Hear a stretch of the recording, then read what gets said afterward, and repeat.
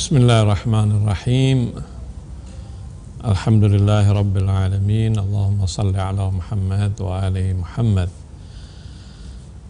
Rabbi shrah li sadri wa yassir li amri wahlul 'uqdatam min lisani yafqahu qawli. Subhanaka la ilma lana illa ma 'allamtana innaka antal alimul hakim.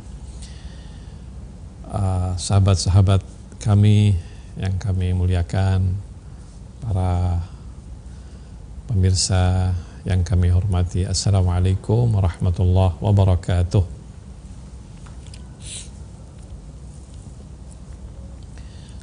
Alhamdulillah, pada malam hari yang berbahagia ini kita bisa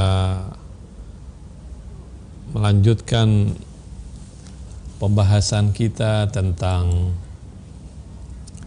tema yang saya pikir cukup penting untuk kita ketahui.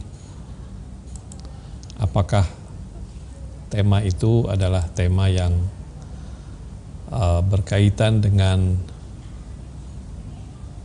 sejarah, dan juga tema itu sebetulnya menyimpan sebuah makna yang sangat penting untuk kita bisa pelajari dalam kehidupan kita sehari-hari ini. Tema kita pada malam hari ini adalah masalah Khawarij, ya. Mentalitas Khawarij. Ini tema kita. Mentalitas Khawarij yang sesungguhnya punya dampak yang sangat besar bagi kehidupan kaum muslimin, ya. Karena Khawarij itu bukan hanya mereka sebagai sebuah entitas, sebuah kelompok yang muncul pada periode awal sejarah saja, tetapi mereka sebagaimana yang Imam Ali alaihissalam pernah katakan. Imam Ali pernah mengatakan, innahum la yafnuna wa innahum fi aslabir rijal wa arhamin nisa ila yaumil qiyamah. Dia Khawarij ini, kata Imam Ali, mereka ini tidak akan pernah berakhir, walaupun mereka muncul pada periode awal Islam. Mereka orang-orang yang sangat ekstrim, orang-orang yang disebut takfiri, mengkafirkan orang-orang Islam yang tidak seide dengan dia, dan mereka kemudian bahkan mengkafirkan Imam Ali. Lalu kemudian terjadi peperangan dengan Imam Ali yang disebut dengan peperangan Nahrawan, yang ketika terjadi peperangan itu nyaris habis jumlah mereka. Tinggal lebih kurang 10 orang mungkin, sangat sedikit. Tetapi Imam Ali mengatakan bahwa mereka tidak akan habis. Imam Ali mengatakan, innahum la yafnun, mereka tidak akan habis. Innahum fi aslabir rijal wa arhamin nisa ila yaumil qiyamah, mereka itu berada pada sulbi laki-laki dan rahim-rahim perempuan sampai hari kiamat.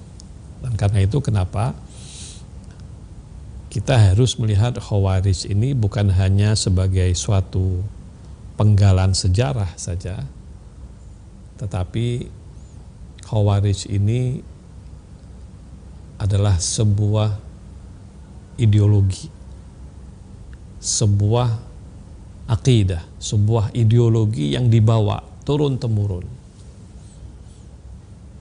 yang sekarang ini bisa kita lihat misalnya pada kelompok takfiri, ya. kelompok yang suka mengkafirkan kaum muslimin yang tidak sealiran dengan mereka. Nah, ini bahaya sekali. Dan mereka ini betul-betul bagaikan duri dalam tubuh kaum muslimin, ya. Duri dalam tubuh kaum muslimin dalam komunitas Syiah, dan juga duri dalam tubuh kaum muslimin dalam komunitas Sunni. Jadi kalau Anda misalnya menemukan orang yang dengan mudah mengkafirkan orang lain, bahkan mereka punya ideologi mengkafirkan orang yang tidak mereka kafirkan. Jadi kalau misalnya kita punya teman tiba-tiba menganggap bahwa orang tuanya kafir, menganggap bahwa saudaranya yang tidak satu firqah, yang tidak satu jamaah dengan dia kafir, nah itu namanya kelompok apa? Kelompok takfiri. Dan memang kelompok ini ada di Indonesia. Bisa jadi mereka tidak sadar bahwa mereka itu khawarij, tapi ideologi yang mereka bawa, mental yang mereka bawa itu adalah mental khawarij, ya. Jadi saya ingin katakan bahwa khawarij itu jangan kita lihat sebagai sebuah penggalan sejarah saja yang sudah pernah ada pada tahun awal Hijriah, ya. Bahkan orangnya dengan karakternya pernah ada di zaman Nabi bahkan. Lalu kemudian mereka berperang dengan Imam Ali dalam peperangan Nahrawan yang pada waktu itu jumlah mereka hampir 10.000, lalu banyak yang kemudian kembali taubat, yang sisa-sisa yang tidak taubat ini kemudian terbunuh dalam peperangan itu, tinggal sisa di bawah 10 orang. Kemudian mereka habis, enggak. Jadi mereka terus, ideologi ini ada. Saya juga merasa aneh bagaimana ideologi ini bisa bertahan, ya. Padahal jelas-jelas bahwa ini adalah ideologi yang tidak sejalan dengan Al-Quran. Tapi inilah anehnya, ya. Sampai ada sebuah hadis Nabi SAW dalam kitab Bukhari juga diriwayatkan. Imam Ali alaihissalam mengatakan, inni sami'tu Rasulullah SAW yaqul, aku mendengar Nabi bersabda, sayakhruju qaumun fi akhiriz zaman, nanti di akhir zaman, ya. Wallahu alam apakah sekarang ini sudah termasuk kategori akhir zaman atau bukan. Tapi memang Nabi mengatakan sayakhruju qaumun fi akhiriz zaman, nanti di akhir zaman akan keluar satu kaum ahdathul asnan, mereka muda, anak-anak muda, sufahaul ahlam, tapi mereka punya mimpi yang buruk, mereka punya cita-cita, mereka punya ambisi yang aneh, safih itu nggak ada harga, idiot. Jadi nanti kata Nabi di akhir zaman akan muncul kaum, sekelompok manusia yang ahdathul asnan, usia mereka muda, sufahaul ahlam, cita-cita mereka, ambisi mereka itu sangat-sangat rendah. Yaquluna min qawli khairil bariyah, mereka berkata membawa hadis-hadis Nabi. Mereka dalam kata-katanya, dalam penyampaiannya, yang mereka bawa adalah hadis-hadis Nabi. La yujawiz imanuhum hanajirahum. Ini perhatikan.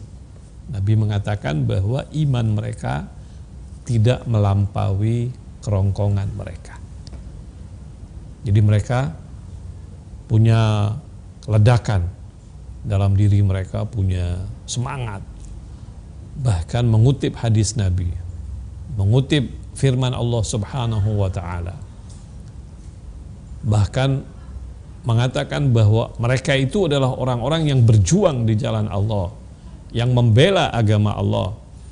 Tapi kata Nabi, la yujawiz imanuhum hanajirahum, iman mereka itu tidak melampaui kerongkongan mereka, bahkan yamruquna minad din kama yamruqus sahmu minar ramiyah, mereka keluar daripada agama ini persis seperti anak panah yang keluar dari busurnya itu secepat itu.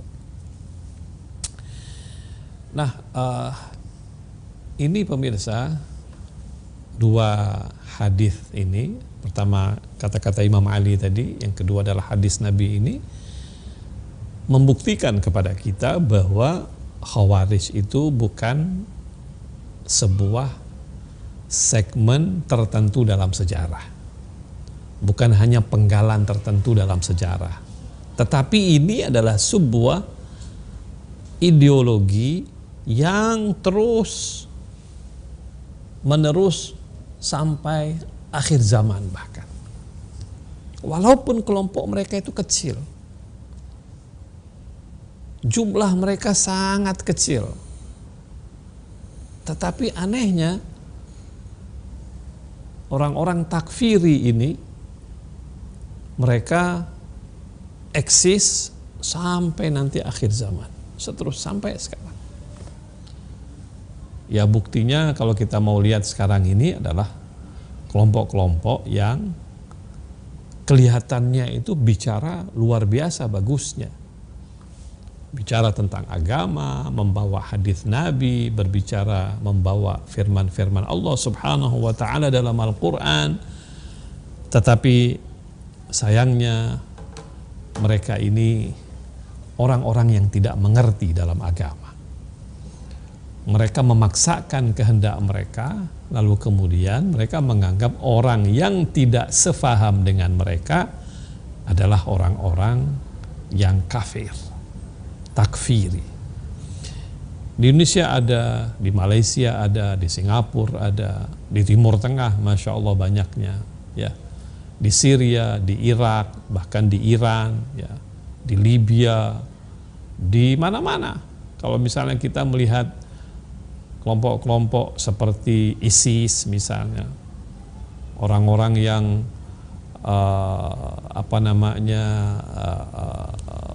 punya haluan ideologi sama dengan ISIS, ini adalah kelompok-kelompok takfiri.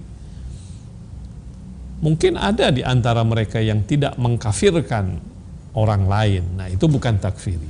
Tapi kalau sudah mengkafirkan orang lain, ini adalah kelompok takfiri, dan ini termasuk dalam hadis Nabi Sallallahu alaihi wasallam yang sangat rinci menyebutkan tentang mereka punya ciri-ciri. Ahdathul asnan, usia mereka muda, sufahaul ahlam, mimpi mereka sangat rendah. Yaquluna min qawli khairil bariyah, ketika berbicara, mereka berbicara bahkan membawa hadis-hadis Nabi Sallallahu alaihi wasallam. Nah, jadi pemirsa, pertama-tama yang ingin saya ingatkan diri saya dan kita semua bahwa Khawarij ini jangan hanya kita melihatnya sebagai sebuah penggalan sejarah saja, tapi ini adalah sebuah ideologi yang Imam Ali katakan terus ada bahkan sampai nanti hari kiamat. Dan dia memang benar-benar ada. Jadi kalau misalnya kita melihat bahwa tiba-tiba orang-orang Syiah dikafirkan misalnya, ya, orang-orang Sufi dikafirkan misalnya, maka sesungguhnya mereka itu mengkafirkan orang-orang yang sesungguhnya mereka orang-orang Muslim yang dikafirkan karena mereka tidak sehaluan dengan orang-orang Khawarij tersebut. Nah, jadi pemirsa yang kami muliakan, apakah orang-orang Khawarij ini hanya benci saja kepada Islam? Enggak. Jadi kalau kita lihat misalnya sikap mereka kelihatannya mereka itu subhanallah ingin membela Islam. Saya seringkali merasa apa ya, merasa empati gitu ya, merasa semacam gimana ya, hati saya itu ketika melihat anak-anak muda yang punya semangat Islam, bahkan mau berjuang, mau berkorban, mau mengorbankan nyawanya bahkan untuk Islam, tapi kemudian tidak berada pada jalan yang benar, masuk dalam kelompok takfiri ini. Kasihan sekali itu. Kasihan sekali itu mereka itu. Khasirad dunya wal akhirah. Rugi dunia, rugi akhirat. Saya bisa bayangkan misalnya anak-anak muda yang terbunuh di Syria karena membela ISIS ya. Puluhan ribu itu. Kalau kita lihat wajahnya itu Masya Allah ya, janggutan, sebagian mereka itu punya wajah-wajah yang bagus ya. Tapi karena terpengaruh oleh ideologi Khawarij ini, semangat mereka untuk membela Islam itu kemudian salah jalan. Dan kemudian mereka mati. Dan kasihan, matinya kemana itu? Kemana itu? Mati cuma sekali. Nah di Indonesia juga begitu. Karena itu kenapa orang-orang Khawarij ini adalah orang-orang yang punya semangat yang luar biasa secara praktis ya. Jadi mereka ini luar biasa mempraktekkan ajaran agama. Bahkan kalau kita lihat ada sebuah hadis Nabi SAW ketika berkata kepada sebagian sahabatnya, ini ada dalam kitab Muwatta Malik, Rasulullah berkata begini, yakhruju fikum qaumun tahqiruna salatukum ma'a salatihim. Nabi bilang, nanti akan keluar sebuah kaum yang salat kalian wahai sahabatku itu di bawah salat mereka. Nabi ngomong dengan sebagian sahabatnya ini. Ketika Nabi kumpul dengan mereka, lalu ini asal muasalnya ketika Nabi ingin membagi pampasan perang kepada para sahabatnya. Ketika Nabi membagi pampasan perang, Nabi membagikan kepada sebagian dan tidak memberikan kepada sebagian yang lain. Ada satu yang protes. Dan protesnya keras. Dia sampai bilang begini, ittaqillah ya Rasulullah, wahai Muhammad, wahai Rasulullah, bertakwalah engkau kepada Allah. Masa Nabi Muhammad ditegur, ittaqillah, bertakwalah engkau kepada Allah, seakan-akan dia lebih bertakwa kepada Allah. Sampai Nabi bilang, kalau bukan aku, apakah ada orang lain yang lebih daripada aku yang bertakwa kepada Allah Subhanahu wa ta'ala? Apakah ada orang yang lebih bertakwa kepada Allah lebih daripada aku? Begitu kata Rasul sallallahu alaihi wasallam. Sampai Nabi berkata, awalastu ahaqqu ahlil ardi an yattaqillah. Kalau engkau cari di muka bumi ini orang yang bertakwa kepada Allah, apakah ada orang yang lebih bertakwa daripada aku? Ini orang yang memprotes Nabi, merasa dirinya paling benar. Bayangkan, Nabi saja dianggap salah oleh dia. Dan dia merasa dirinya paling benar. Sampai dia dengan suaranya begitu dia memprotes Nabi SAW dan berkata, ittaqillah ya Rasulullah, ya Muhammad.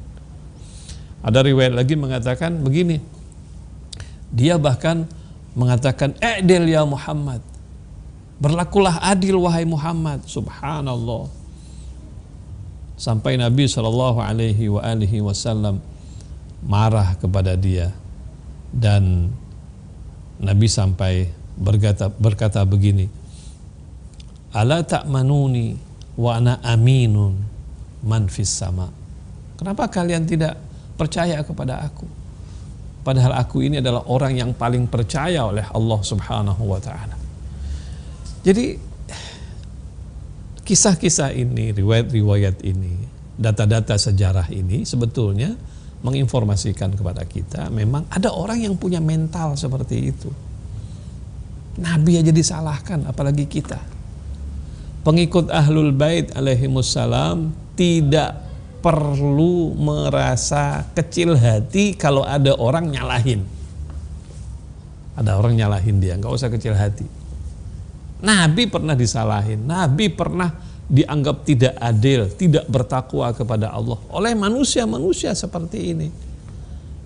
Nama orang ini yang memojokkan Nabi, lalu kemudian mengatakan Nabi tidak adil ini, disebutkan dalam sejarah namanya adalah Dzul Khuwaisarah.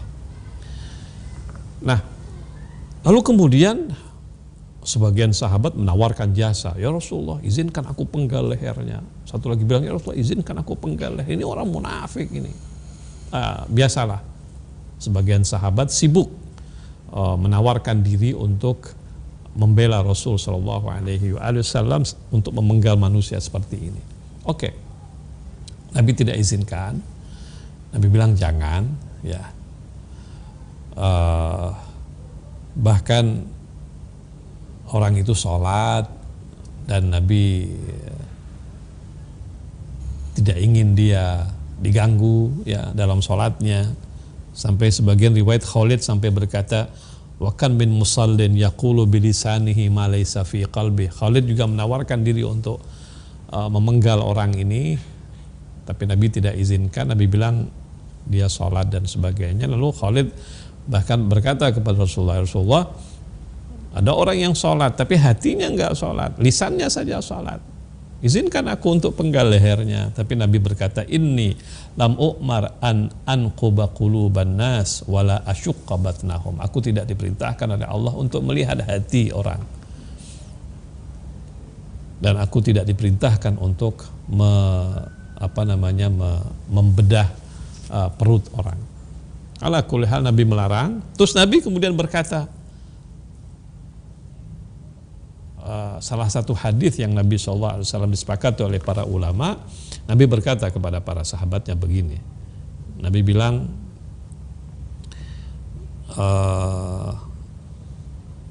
yakhruju qaumun fikum qaumun tahqiruna salatukum ma'a salatihim. Nanti kata Nabi akan datang sebuah kaum yang salat kalian di bawah salat mereka, wa a'malukum ma'a a'malihim. Amal-amal kalian juga di bawah amal mereka. Yaqra'una al-Qur'an la yujawiz hanajirahum. Mereka membaca Al-Qur'an tapi Qur'annya tidak melebihi lehernya. Yamruquna minad din muruqas sahmi minar ramiyah. Jadi mereka keluar daripada agama tanpa mereka sadar, begitu cepatnya mereka keluar daripada agama seperti anak panah yang keluar dari busurnya itu. Jadi memang pemirsa yang kami muliakan, manusia-manusia ini kasihan mereka karena kejahilannya, lalu kemudian mereka tanpa sadari keluar daripada agama. Nah, yang perlu kita pelajari pemirsa yang kami muliakan adalah mentalitas ini. Jangan sampai mentalitas Khawarij ini ada dalam diri kita dan keluarga kita. Bahkan ada dalam diri sahabat-sahabat kita. Problemnya adalah orang-orang Khawarij ini adalah orang-orang yang merasa paling benar. Orang-orang yang merasa paling benar. Orang-orang yang merasa bahwa dia sudah menemukan kebenaran. Ini problemnya. Dan mereka sangat angkuh, tidak mau mendengar orang lain yang berbeda pendapat dengan mereka. Seperti dalam kasusnya Imam Ali dengan Khawarij di Nahrawan itu. Kan mereka yang berkata kepada Imam Ali, ya Ali, engkau harus tunduk kepada orang-orang yang mau kembali kepada hukum Allah. Kalimatu haqqin yuradu bihal batil. Kalimatnya benar, tetapi sesungguhnya yang mereka inginkan adalah kebatilan. Jadi mereka dalam peristiwa Siffin itu, karena mereka asalnya bersama Imam Ali, lalu kemudian Muawiyah hampir kalah, Amr bin As kemudian mengusulkan kepada Muawiyah untuk angkat Al-Quran dan berteriak, mari kita kembali kepada hukum Allah. Nah, orang-orang Khawarij ini terpengaruh, terpedaya oleh strategi Amr bin As ini. Lalu kemudian mereka mendesak Imam Ali alaihissalam untuk berdamai dengan mereka dan bahkan memaksa Imam Ali. Bahkan mereka menuduh kalau Imam Ali tidak mau berdamai dengan mereka, Imam Ali akan kami perangi. Kenapa? Karena mereka sudah mau kembali kepada hukum Allah Subhanahu wa taala. Akhirnya Imam Ali alaihissalam menandatangani perjanjian dengan Muawiyah. Setelah perjanjian itu perang selesai, belum 1 tahun usai perang, mereka melihat Muawiyah mengkhianati perjanjian dan mereka minta Ali untuk memerangi lagi Muawiyah. Imam Ali nggak mau. Kenapa? Karena Imam Ali bilang kita masih dalam masa perjanjian. Nah, disinilah kemudian mereka membentuk diri mereka sebagai Khawarij. Mereka mengkafirkan Ali dan mereka juga mengkafirkan Muawiyah. Dan mereka membentuk kelompok manusia yang tidak mau mendengar pendapat siapapun kecuali pendapat mereka yang paling benar. Akhirnya Imam Ali alaihissalam terpaksa memerangi mereka. Pertama-tama sebelum Imam Ali memerangi mereka, Imam Ali menyadarkan mereka, Imam Ali berdialog dengan mereka. Bahkan banyak di antara mereka yang kemudian taubat. Lalu kemudian ada di antara mereka yang jumlahnya sesungguhnya tidak begitu banyak, kurang daripada 3.000 yang tetap dengan cara berpikir dia yang radikal, ekstrem, dan stubborn ini. Akhirnya mereka lah yang menjadi Khawarij. Lalu kemudian mereka lah yang kemudian yang diperangi oleh Imam Ali dan tidak bersisa kecuali yang sedikit itu. Nah, menarik, Imam Ali alaihissalam setelah memerangi mereka, Imam Ali berkata kepada sahabat-sahabatnya, dia bilang, la tuqatilul khawarij ba'di, jangan kalian memerangi orang Khawarij setelah aku. Falaisa man talabal haqqa fa akhta'ahu kaman talabal batila fa adrakahu. Tidak sama antara orang yang mencari kebenaran lalu salah mendapatkannya dengan orang yang mencari kebatilan lalu dia mendapatkan kebatilan. Jadi Imam Ali alaihissalam menyebutkan tentang 2 kelompok pada waktu itu. Ada orang yang mencari kebenaran tapi dia salah mendapatkannya. Inilah Khawarij. Khawarij ini orang mencari kebenaran tapi tidak ada ilmu, jahil, tidak mau belajar. Ini masalahnya. Dia mencari kebenaran, tapi Imam Ali bilang dia tidak mendapatkan kebenaran itu. Kenapa? Karena tidak mau belajar, karena tidak mau dia dengan rendah hati mau mendengar orang-orang yang alim, orang-orang yang punya ilmu. Nah, inilah Khawarij.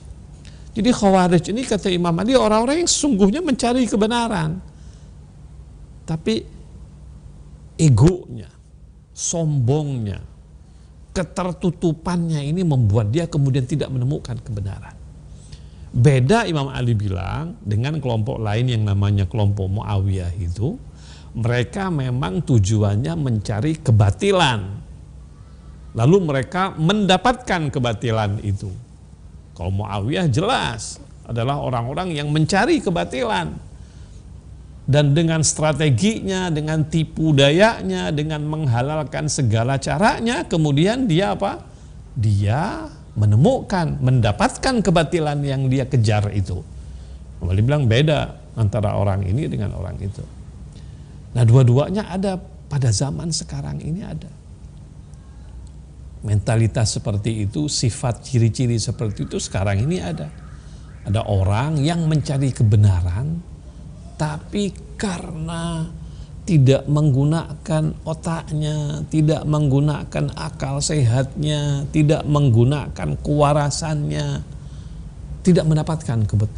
Padahal dia secara lahiriah sepertinya dia sangat membela agama, sangat beragama.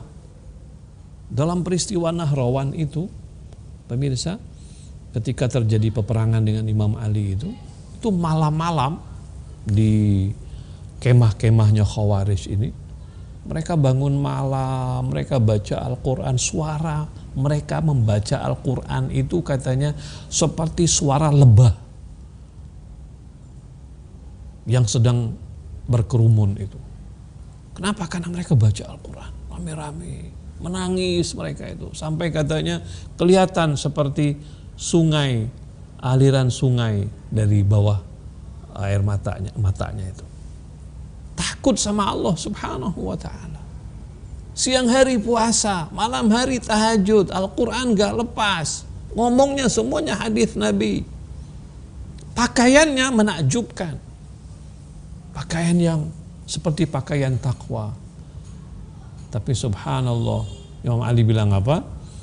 Laisa man talabal haqqa fa akhta'ahu. Jadi mereka ini adalah orang-orang yang memang sesungguhnya mencari kebenaran tapi salah. Kalau Muawiyah oke deh, mencari kebatilan dan dia dapat batilan oleh jelas itu. Tapi ini, nah sekarang ini pemirsa, yang kita lihat dalam kehidupan kita yang nyata ini, kelompok-kelompok seperti ini ada dan sekarang mulai menyebar mereka itu. Suka mengkafirkan orang. Padahal kan dalam Islam ini tidak boleh kita mengkafirkan orang yang sudah baca 2 kalimat syahadat. Tidak boleh kita mengkafirkan orang-orang yang membaca 2 kalimat syahadat. Muslim kalau sudah membaca 2 kalimat syahadat, walaupun dia nggak sholat, walaupun dia nggak puasa, tapi dia tidak mengingkari agama Islam, maka tidak boleh kita kafirkan dia. Itu urusan dia dengan Allah Subhanahu wa ta'ala. Karena kita tidak tahu isi hatinya apa. Antara dia dengan Allah Subhanahu wa ta'ala. Lahiriahnya cukup, dia Muslim cukup, tidak boleh kita kafirkan. Nah, ini kelompok-kelompok Khawarij ini, Khawarij dahulu dan Khawarij sekarang ini, dengan mudahnya dia mengkafirkan orang yang tidak sejalan dengan dia. Syiah dikafirkan, ya Allah, mengkafirkan Syiah itu besar sekali dosanya itu. Ini Khawarij sudah ini. Kenapa? Dalam Syiah juga sesungguhnya ada sebagian orang, jumlahnya sangat kecil, juga mengkafirkan, ada juga. Ini Khawarijnya Syiah ini yang suka mengkafirkan orang-orang sunnah. Nggak boleh itu. Karena itu marji dalam Ahlul Bait, maroji Syiah, itu menyalahkan sebagian orang yang mengatasnamakan Syiah, mengkafirkan orang lain. Mengkafirkan Ahlus Sunnah, mengkafirkan sebagian sahabat. Tidak begitu dalam ajaran Syiah. Ada satu orang yang memang dikenal sebagai Syiah Londoni katanya. Syiah yang mendapatkan sponsor dari London. Orang itu bernama Syekh Yasir Habib. Pakaiannya pakaian Masya Allah. Pakai jubah, pakai sorban. Lalu kemudian ngomongnya fasih, Al-Quran. Mengkafirkan orang. Bukan hanya orang Sunni dia kafirkan. Orang Syiah dia kafirkan. Yang tidak sejalan dengannya disesatkan. Nah, orang-orang ini sesuai dengan kriteria Khawarij. Nah, dalam Sunni juga ada orang-orang seperti itu. Dan memang kalau kita menganalisisnya dari sisi politik, semuanya ini adalah rencana dari Zionisme Inggris dan Amerika untuk mengadu domba kaum muslimin supaya mereka perang satu sama lain. Wahabi, tentu tidak semua Wahabi ya. Wahabi takfiri, mengkafirkan orang Syiah. Orang Syiah juga sebagian mengkafir. Nah, ini memang sesuatu yang tidak boleh terjadi. Kaum muslimin innamal mu'minuna ikhwatun. Orang beriman itu adalah bersaudara, satu sama lain, saling menyapa, saling mengucapkan salam. Perbedaan fikih terjadi, perbedaan akidah terjadi. Perbedaan ini tidak mungkin bisa kita hilangkan sampai akhir hayat. Kaum muslimin satu sama lain harus menghargai perbedaan yang terjadi dalam tubuh umat Islam. Dan itu tidak mungkin kita akan bisa hilangkan sampai kapanpun. Perbedaan agama saja nggak bisa kita hilangkan, apalagi perbedaan mazhab. Apalagi perbedaan kecil lainnya, perbedaan yang besar nggak bisa kita hilangkan. Nggak bisa kita hilangkan Nasrani, nggak bisa kita hilangkan Yahudi, nggak bisa kita hilangkan Konghucu, nggak bisa kita hilangkan Buddha, nggak bisa. Sudah kehendak Allah, suratan Allah Subhanahu wa taala di dunia yang fana ini kita menemukan perbedaan-perbedaan kepercayaan agama dan sebagainya. Karena itu yang paling penting adalah bagaimana kita menerima perbedaan ini dengan hati yang besar. Intinya jangan mengkafirkan, jangan bawa mentalitas khawarij dalam dunia kita. Mentalitasnya apa? Satu, mengkafirkan orang. Dua, dia merasa bahwa dia paling benar. Tiga, dia tidak mau mendengar pendapat orang. Empat, dia merasa dirinya paling soleh, surga milik dia. Nah, ini mentalitas seperti ini. Tidak mau belajar, tidak mau mendengar pendapat orang, tidak mau baca buku orang lain. Padahal kita dalam Islam kan wajib itu tahu. Misalnya saya wajib tahu tentang Kristiani juga supaya saya bisa menjawab syubhat-syubhat yang ditimbulkan oleh orang Kristen. Membaca itu penting, mengetahui itu penting. Apalagi kita sebagai orang Muslim diberikan wewenang oleh Allah dan Rasulullah untuk menuntut ilmu dimanapun. Dari manapun hikmah itu datangnya, ambil. Walaupun dari lidah orang non-Muslim, lidah orang yang ateis sekalipun. Al-hikmah dhalatul mu'min. Hikmah itu maksudnya kebijakan. Kebenaran itu adalah sesuatu yang dicari oleh orang mukmin. Bisa saja hikmah itu keluarnya dari orang Muslim, bisa juga keluarnya dari non-Muslim. Dan inilah ajaran Rasulullah SAW. Dan inilah inti daripada ajaran Al-Quran. Karena itu kenapa pemirsa yang kami muliakan, ya, jangan kita terpengaruh dengan mentalitas khawarij. Mentalitas khawarij ini perlu sekali kita keluarkan dari bingkai hidup kita. Kita bersihkan bangsa kita Indonesia dari mentalitas khawarij ini yang mudah menyalahkan orang, yang mudah mengkafirkan orang, yang tidak mau tahu kebenaran yang ada di sisi yang lain, yang tidak mau tahu bagaimana penderitaan saudaranya yang lain, manusia-manusia yang memang merasa bahwa kunci surga ada di tangan dia, lalu kemudian dia tidak mau memberikan kunci surga itu kepada orang-orang lainnya.